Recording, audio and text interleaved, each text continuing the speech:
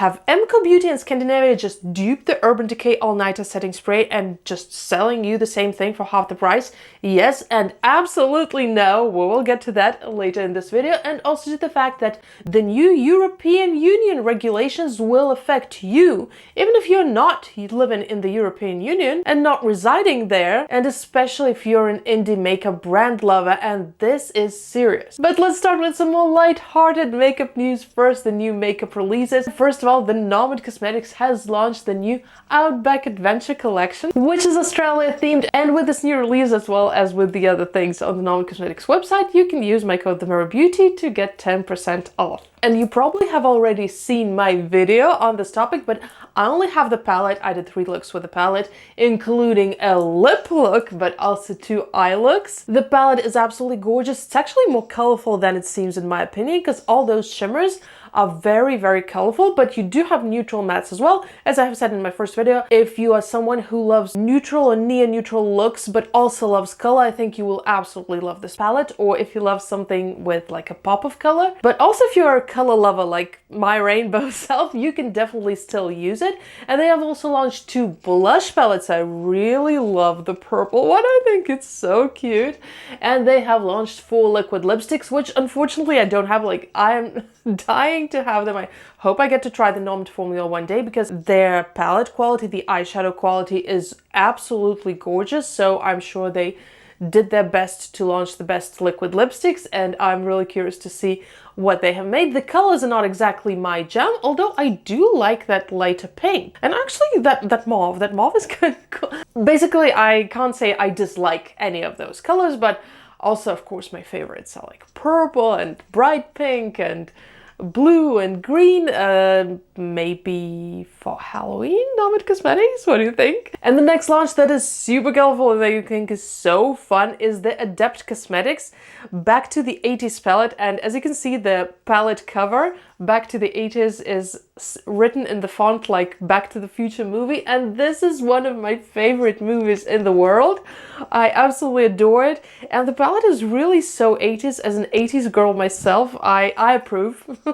I think that's really very cool. Continuing the series of colorful palettes, Kryptein Cosmetics have launched a very colorful palette. Now, I really want this palette. I need to find out where I personally can get it right now, because it's actually so pretty. Those duochromes are so nice. Those mattes are right up my alley. And people who have tried it, I have not tried Kryptein Cosmetics myself yet, but people who have tried it say that the quality is really on point. So why not try it? And the next palette that is not as rainbowy but also very colorful is by Cosmic Beauty. Cosmic Brushes is their account, but now they're called Cosmic Beauty because I think they started with brushes and now they're doing like full-on makeup launches. And so this is one of their Terroir series palettes. They had another one back in autumn, I think. Or was it winter? No, I think it was winter. And now they're having this sunny palette, which I think is very pretty. I at first saw just the yellows and the oranges when they sneak peeked, and I was like, yeah, okay, it's pretty, it's bright, but not my favorite colors, because I do prefer cool tones more. I like myself an orange sometimes. But then I saw these purples and blues and even a green, and I'm like, oh my god, you know what? I actually love this. But obviously I'm not buying everything, and this makeup news series does not mean that you should buy everything you see or try to buy as much as possible of what you see. This is just so that you know what is out there, and so that you can make the best choice of what you want to buy, if anything at all. If you can easily decide, oh, I already have something similar and I'll just, you know, pass. And that's very reasonable, because we cannot buy like new makeup every week, you know? Most of us are not that rich. I certainly am not. Although I do get some in PR, like the Nomad Cosmetics palette, and I'm very grateful for that. But even despite that, I obviously don't have everything, and I'm not trying to. The next colorful palette, again, which has been launched some time ago on July 17th, is Dede Signature, which is called Just Art. And this, oh my god, absolutely stunning. I think out of those palettes that I've just mentioned, this is probably my favorite, although Kryptein Cosmetics colors are also good. But this, I just love a rainbow palette, right? I love when there are all the colors of the rainbow, and here basically you also don't have neutrals. There's maybe like one color that I would call brown, and all the other ones are really bright, and this is what I always love about a palette because I almost never use browns, but I do use all the other colors of the rainbow, and I love that it has a nice mixture of mattes and shimmers and duochromes, like all of that. And also Dede Signature quality is pretty good. I did find that their shimmers crease on me a little bit when I just apply them on their own, but when I apply them on top of a matte, they don't crease on me, so there's that. And then the Glamlite Cosmetics launched a whole new collection in collaboration with Pepsi. Like, that is huge. An indie brand collaborating with a huge corporation like Pepsi, that is really a success. And they have a full collection. They have some body care, body wash, body scrub. They also have the palette. They have a lipstick. They have some Pepsi cans. In this photo. The lip kit, like it's kind of a lip balm and a lip liner, I suppose, as Glamlite usually do. I'm really happy for Glamlite and that they did this collaboration, and I think it's actually a fun collection, but not really the one that I'm looking forward to. Not really my colors, but I think it's very pretty. Now to some less pretty news. Menagerie Cosmetics is unfortunately closing, and they're having a sale on their website where they're selling their remaining items with, I believe, 35% off. I did get myself 3 liquid lipsticks in Kiwi, Hyacinth, and High Tide. Just to say goodbye to that brand, I already have the High Tide and Hyacinth lipsticks. These are backups because I really love these colors, and Kiwi is a color that I was planning to get. And I'm so sad to see this brand close, because this was one of the indie brands that consistently had all the fun liquid lipstick colors on their website, and at the same time had a great liquid lipstick formulas. Because for example, Medusa's makeup, they have a good variety of liquid lipstick colors, but I have reviewed their lipsticks and I did not like the quality. I do hope they improved their formula, but so far they haven't done it. But Menagerie Cosmetics did write in their post saying goodbye to the brand, goodbye from on behalf of the brand to us, that the owner will actually be not reopening, but will be opening a new beauty brand, and I'm very curious to see what she does. She actually used to have a brand, Makeup Monsters, before, and they also had colorful liquid lipsticks, which people said were also very good. So I'm assuming she brought the same formula, or maybe like tweaked it a little bit, but roughly the same formula into Menagerie Cosmetics. And I keep my fingers crossed that she will have the same formula in the new beauty brand, because I really love these lipsticks. As for eyeshadows, I was not such a big fan of Menagerie Cosmetics because their eyeshadows did stain, and I did not like that. But a lot of people loved their eyeshadows too, and of course their lip toppers, aka you can also use them as liquid eyeshadows, were absolutely gorgeous. So very sad to see it go, but very curious to see what she does with the new brand. I hope it will be something just as colorful, maybe just with a different theme, you know, not animal themed, something different. I don't know. We'll live and see. Then Fenty Beauty did a release that I think is worth covering, although it is not exactly as colorful as I would like it to be, but I think it's a step in the right direction, aka direction back to their more alternative makeup, like color-loving customers, which they started out with their Mademoiselle lipsticks and their liquid lipsticks in different colors. And so this time they launched a diamond collection. They repackaged their diamond highlighter, which was and I'm guessing is still their bestseller. They also did the 2 glosses, one of which is black, so like it's a sheer black with sparkle. They also did a lip balm, which is also sheer black with sparkle, so it will look kind of brownish on you, grayish brownish. And they also did an eye trio eyeliner, Cause I'm Black, shadow sticks in How Many Carats, and a mini mascara. So overall, this is a very sparkly collection. It's not exactly colorful, it's more on the black side, but I think this is a step away from the nudes that they have been doing recently and that people were just not having, because so many brands do that already, and Fenty was not known for that. Fenty was known more for their fun colors and also for their big ranges of complexion products like foundations, powders, etc. So I think this is good that they're trying to revive that vibe, and we'll see how it goes. The next unexpected release from a popular brand is the Pat McGrath quads. 3 of them are not unexpected at all because 2 are neutral and 1 is neutral with 1 colorful shade, but the 4th one is actually colorful. Oh my god! Pat McGrath, who seems to be running her brand again, is finally doing something creative and not like the same palette over and over again. And I can't wait to see what the brand comes up with next. And they also did a brow gel, and one of these brow gels is in a pastel pink, which is so cute and so fun. I'm now really intrigued to see the new Pat McGrath launches because they're not as boring as they used to be. Speaking of comebacks, Stila has launched a collaboration with the Hunger Games. I think there's a new movie coming up. I lost track of them. I loved the first Hunger Games movie. The second, not as much. Like, it wasn't bad, but it just wasn't as good as the first one. And then I kind of lost interest in those because the first one was really original and the rest were just repetitive. Like, they weren't bad, but it was just the same thing over and over again in a different packaging. Hopefully not the case for Stila. And they've launched a collection with an eyeliner, liquid lipstick, a highlighter, a blush, a lip line. I think there are lots of things in there, and I was so surprised when I saw it because I kind of forgot that Stila existed. Not that I forgot, but it hasn't been on my radar for so long. They used to be huge back in the day with their liquid eyeshadows, which, by the way, yeah, liquid eyeshadows are also part of this collection. But then they kind of sunk into oblivion and everyone forgot about them. So maybe that's their way of coming back. More power to them. Hopefully this collection is really good. I think there's also, yeah, a black felt tip eyeliner and a mascara. So there's that. And then Juvia's Place have launched a duochrome pencil eyeliners, which I think are really cool. I love pencil eyeliners, use them all the time. The colors are really fun and interesting. I think some of them are more like topper colors because they're very light, and they would look great over something like a black or a different color, like maybe a deep purple. But on the other hand, I am thinking that the price is $15 each, which is pretty expensive. And I think that, for example, Rude Cosmetics has way cheaper duochrome eyeliners. I don't have their duochrome eyeliners yet, although they are on the way to me, but I have tried their regular pencil eyeliners and the quality was immaculate, and they're way cheaper. You can also use my code THEMIRRORBEAUTY, by the way, with Rude Cosmetics to make them even cheaper.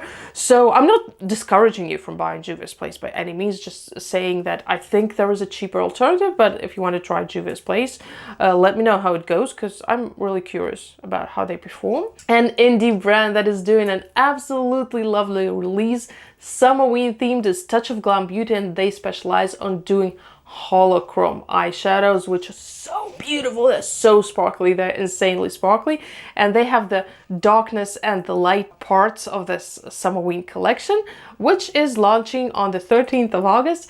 So it has already launched. Duckie Cosmetics, which is a very interesting brand that makes a lot of liquid lipsticks, they have launched some new colors. Now, some of them sold out really quickly, but I do recommend just taking a look at their website and all the colors that they offer, because some of them are really unique, and I really want to get their bright blue liquid lipstick one day. We'll see how it goes. Gourmande Girls Cosmetics has just shown us their new collection, Pandemonium and Thunderstruck. These are 2 palettes. They're part of the same collection. As you can see, they're complementary colors, orange themed and blue themed. My favorite is the blue one, of course, but also the orange one is beautiful, I have to admit that. And these are launching on the 14th of August. So by the time you're seeing this, they have already launched as well. Very beautiful palettes. And Smashbox Cosmetics have launched new foundation, concealer and foundation in one, which I think is very cool. And the shade range is very, very good, as it seems. At least they do have a lot of shades from the fairest to the deepest, and I just wanted to mention that because I absolutely love the Smashbox primers. They're my favorite, both for the face and for the eyes. One of the few primers which really makes my eyeshadow last, so I just think this is a great quality brand, and if you were looking for a new foundation, maybe this one is worth checking out, although I have not tried this foundation personally. Now let's go to the Skindinavia and Urban Decay drama. As you probably have seen, MCo Beauty, in collaboration with Skindinavia, has just launched this, a setting spray, an All Day setting spray. Is it familiar? Oh yes, it really reminds us of the All Nighter setting spray by Urban Decay. The packaging design is very similar, the font is the same, and the name All Nighter, All Day, obviously, like, this is making the customer think of the All Nighter setting spray and clearly signaling that this is a dupe, like this is the same thing but by a different brand, which is usually kind of a deceptive practice. I mean, there's nothing wrong in making dupes, aka when somebody launches a product like, I don't know, a sparkly highlighter, and then there's another brand who makes a sparkly highlighter but makes it cheaper, but makes it in their own packaging with their own branding, etc, etc. So just for people who cannot afford to buy a luxury product, there is a cheaper alternative, because when you're buying a luxury product, you're usually just paying for the name, for the packaging mostly. You can actually make and sell something similar for way cheaper, even if it's not made using the same materials, but it kind of looks the same on the person and performs the same. I mean, a lot of people will be happy with that, but what I usually do not like is when brands who are duping a product are copying the packaging. If it's a direct copy, it's a scam, right? But if it's like very similar, it also kind of slightly scammy, kind of, you know, leaves a bad taste in your mouth. It's not illegal, but leaves a bad taste in your mouth. Like, you cannot sell your product on your own. You have to rely on customers to recognize the other brand's packaging and then buy from you. And also some of the customers actually might mistakenly think that they're buying from that other brand. But here, this is a different story. This is a very different story, and here is why. This setting spray, the All Day setting spray, is actually made by Skindinavia, which is a company that used to make the Urban Decay All Nighter setting spray for, I believe, 15 years or so. And this is the iconic formula that so many people loved from Urban Decay and so many people raved about. It is now sold with MCo Beauty. It is the exact same setting spray. It's not a dupe. It's not another product in a similar packaging to deceive you.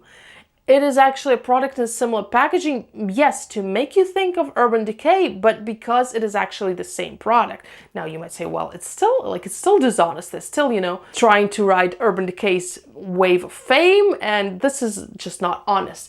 Okay, I agree with that. And normally I would say, yeah, that's absolutely valid, and I absolutely agree. But here, Urban Decay did them so dirty, not the MCo Beauty, but Skindinavia. They did them so dirty because Skindinavia, as I have said, used to produce the setting spray, which was Urban Decay's bestseller. It was so loved by people, and so many people named it as their favorite Urban Decay product. And then Urban Decay decided to end the contract with Skindinavia, stop paying them for their patented cooling formula, which made the spray so popular, and decided to produce a setting spray on their own to make the in-house production, basically to cheapen the cost, which there is nothing wrong with, right? Contracts are there not forever. You can choose to prolong a contract. You can choose to not prolong a contract. There is absolutely nothing wrong with that. I'm not saying that Urban Decay is a bad guy for not prolonging the contract with Skindinavia, but the thing is that Skindinavia themselves say that this has started as a partnership. There was so much communication, then communication basically just stopped in the last couple of years, so except for like essential things. So Urban Decay did not warn or communicate to Skindinavia in advance at all, at least according to Skindinavia, that they would be ending the contract. It came out of the blue. And how did it come out of the blue?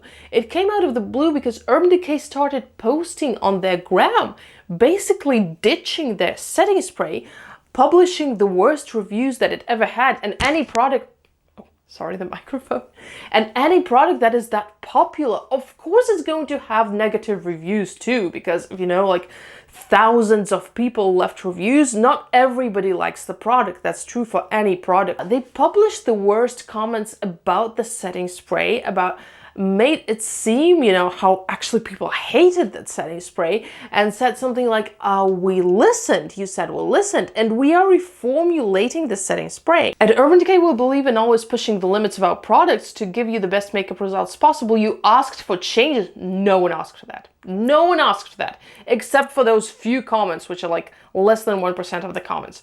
To the iconic all-nighter setting spray, and we listened. Yeah, sure.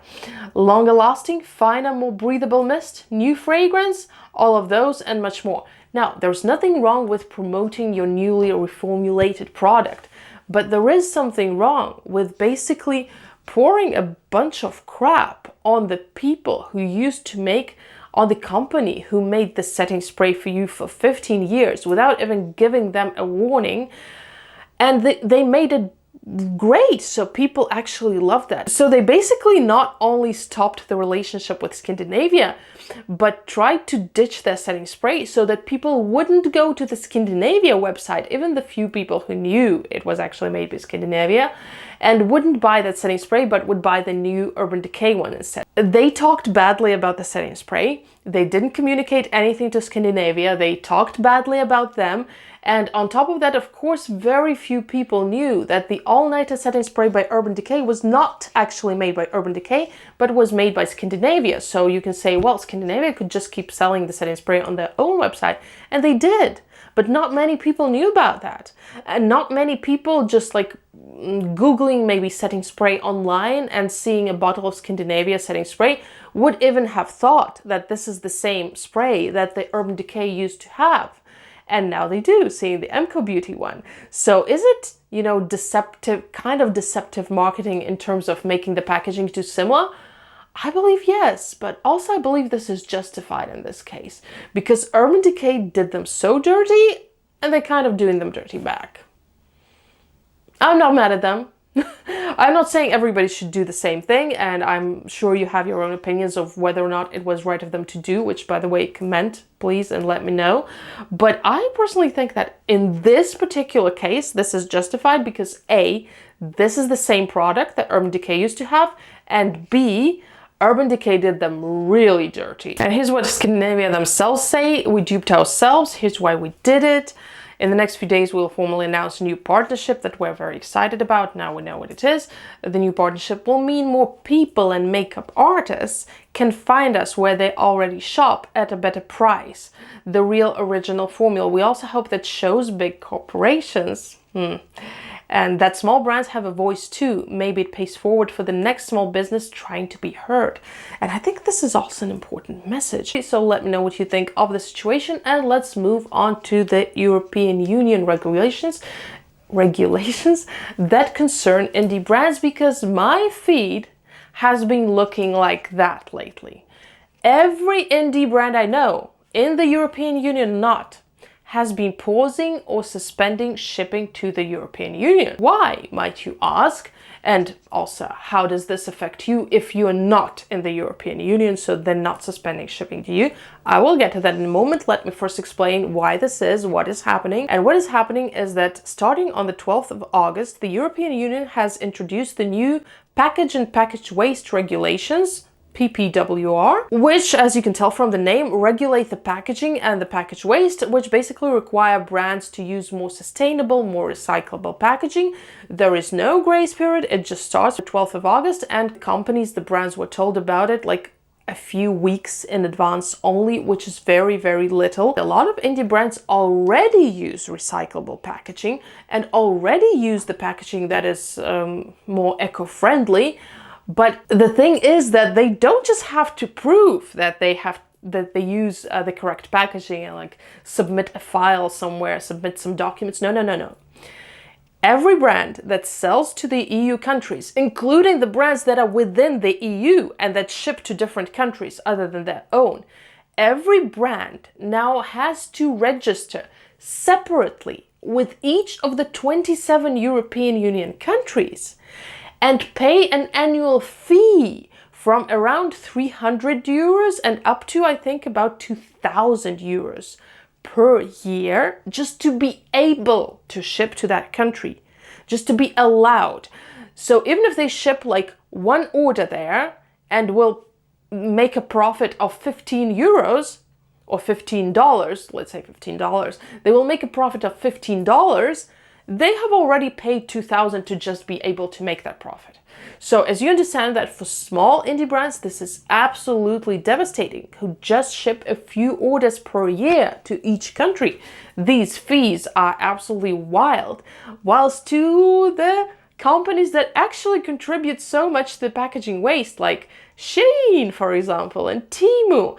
They're huge conglomerations who don't have a single problem paying $2,000 a year, because that's just nothing, and who also don't have problems filing 27 different documentations in 27 different countries because they have a team of lawyers.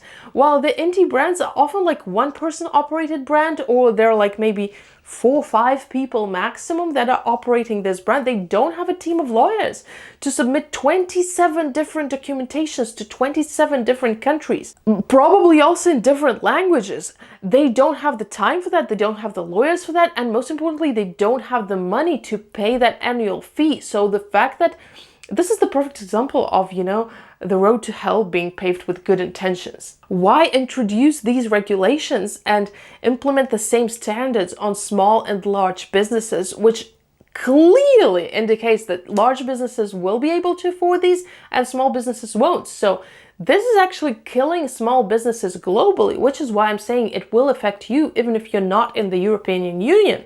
Because all these brands, for example, in the US, or in Australia, or in the UK, that cannot ship to the European Union anymore, what do you think they're gonna do? If they don't have profits, if they don't have customers, well, some of them will survive, but some of them will just close. Like we've just talked about Menagerie Cosmetics closing, which I'm thinking might be partially due to the tariffs introduced by the USA earlier in the year, because after the tariffs, they immediately stopped the affiliate program. I actually used to be an affiliate for Menagerie Cosmetics. And then just several months later, they're closing. So I won't be surprised if, you know, in another half a year, we'll see a huge wave of indie brands all over the world just closing their doors, including the brands in the European Union, which makes zero sense. Like the European Union is supposed to be like the United Economic Zone, and instead of the brand is based in France, for example, MCo Beauty shop, they also cannot ship, for example, to Germany without registering there and paying those huge, gigantic fees. Here's a good video that explains that the EU is introducing new packaging regulations to reduce waste. Meanwhile, I'm a one-woman business already paying more for recycled and biodegradable packaging, exactly. And I ship only a handful of orders to other EU countries each year. Yet I'm facing the same administrative and financial burden as huge corporations. Small businesses can't absorb the cost of these regulations like big corporations can. Exactly. And this is, by the way, not even a makeup business. This affects other businesses as well. I support reducing packaging waste or reuse packaging material and collect them from my neighbors, but small businesses aren't Amazon. Regulations need to reflect that. Precisely. And of course, this concerns more than just indie makeup brands. It concerns every small seller. Those earrings that you love on Etsy, well, maybe this seller will have to close and find a corporate job and work at Amazon instead and contribute to the plastic waste even more because Amazon has good lawyers and can pay the $2,000 fees. No problem. So what is that we can do about it? First of all, you can sign the petition that I have linked in the description box. I have already signed it. And no, you don't have to be in the European Union to sign the petition. I am not in the European Union myself, but I have signed it. And you can also leave feedback, which is being collected until the 10th of September by the European Parliament about this law and about why you think it should be modified. What I believe should be done is that this law should stop being effective immediately, and until like a better regulation is made, it should not be effective. And by better regulation, I mean a certain grace period and exemptions for the most small businesses and smaller fees for small businesses. So if you are like a tiny business operated by one person, you only ship like a few orders to each country per year, you should not have to pay this fee, you should not have to register. If maybe you ship 100 orders to a country per year, then maybe you should register and pay a fee, but not the same fee as Temu has to pay that ships like 1,000 orders every day. Hopefully we can actually change that before we see our favorite small businesses closing down, indie makeup brands and other small businesses as well. If you have liked this video and if you enjoy stuff like that, the makeup news, the makeup drama, you can also see the playlist right here. And I will meet you there. Bye!